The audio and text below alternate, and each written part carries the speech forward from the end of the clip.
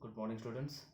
In the last class, we discussed regarding primary key, foreign key, and we discussed how the foreign key it works and how the primary key works, right? Uh, the primary key, the properties of primary key we discussed, and how the foreign key it works we discussed with an example we discussed, I think, right? And the foreign key is a very important key in a database. The main definition of foreign key is, as we discussed, the foreign key is an attribute and it refers to the primary key in another table. It means the foreign key what we have in one table, so in another table that field should be a primary key, right? So in one table what the primary key we have, the column, the field, the primary key what we have, it acts as a foreign key in another table, that we call as foreign key. And next, in the last class we discussed regarding uh, data types. We discussed the data types. We have different type of data types. We have uh, numeric data type, we have text data type, memo data type, and a default value, and alphanumeric data type we have, and a date and time data type we have. So these data types are very important, and we have to apply these data types while we are creating the table in a database, right? Suppose in a student table, if you have a roll number field, for the roll number field you have to apply numeric data type. So the main the advantage of data type is, so when you apply the particular data type for the particular field, so only depend upon the data type, what type of data type we have applied, only such related values it should be accept. So that is regarding data types. And today we'll see SQL commands. Okay, so the mainly the SQL means structured query language. Structured query language is a system. Okay, so structured query language, it has some commands, right? It has some commands. We have so many commands, SQL commands we have, like insert, update, rollback, update, and delete. So we have so many SQL commands we have. So these SQL commands are helps us to the use for the user to communicate with the database. The SQL commands are helps us to communicate with the database. So all together the SQL commands are categorized, right? So the categories of SQL commands are, first one we have DDL. DDL means data definition language. Next we have DML, data manipulation language. Next we have DCL, data control language. And next we have TCL, transmission control language. And next we have DQL, that is data query language. So these are the five main SQL commands we have. So the SQL commands are categorized in five type.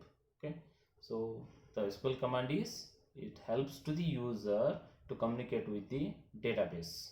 So communication in the sense, it may be inserting the values to the table, or you can delete the table, or you can delete the values in a table, you can update the values in a table. So all together we call it as a communication of a database. And all these commands, the SQL commands, are categorized. So based on these DDL, DML, DCL, and DQL and TCL. Okay, so first one we'll see, that is DDL, that is data definition language. So what is data definition language? So in data definition language, it is mainly data definition language, it is mainly used for for creation purpose. So if you want to create a table, okay, so it has so many SQL commands, such very important commands we have in that. We have data definition language. In data definition language we have commands called create command, we have drop, alter, and truncate. Okay, so we have a commands in a DDL command, data definition language. In that category we have a command called create, update, drop, alter. Okay, so and truncate. So these are the commands we have in DDL. So in DDL the first command is create command. So what exactly the DDL? So DDL refers to the, so the DDL, it changes the structure of the table. The DDL command which changes the structure of the table. Okay, so in that we have our first one command is create command. So what is the use of create command? Create command, it helps us to create a new table. The create command, it helps us to the create a new table. Okay, and next we have that is drop command. So what is the use of drop command? So drop command, it helps us to uh, delete the both structure and record stored in the table. Okay, first one is create command. Create command, it helps us to create a new table. Okay, so both create command. Next we have a that is drop command. So drop command, it helps us to delete the structure of the table or to delete the values what we have stored in a table. So these are the commands we have: create command and alter drop command. And next we have that is alter. So what is alter command? Alter command, it helps us to alter the structure of the table. Alter the structure of the table, alter in the sense changing the structure.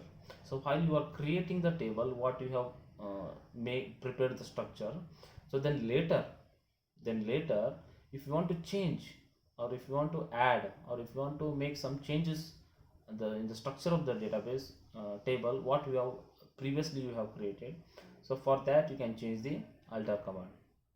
So create command, drop command. Create command is used to create the table, and drop command is used to delete the structure of a table or to delete the records of the table, that is drop. Next we have the alter command. Alter command is used to change the structure of the table. Okay, suppose example, if you want to insert one more column, so while you are creating the table, suppose you have created only the student roll number, student name and age. Okay, then later in future if you want to create one more field called father name or mother name, so then you can make some changes of the structure of the table based on by using alter command. Okay, so create, drop, alter. And next we have that is truncate.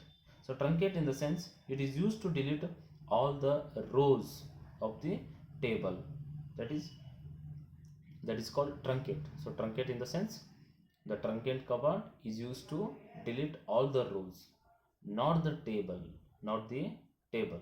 So all the records of a table you can delete with the help of truncate. All the records of the table you can delete the all the records of the table with the help of truncate command.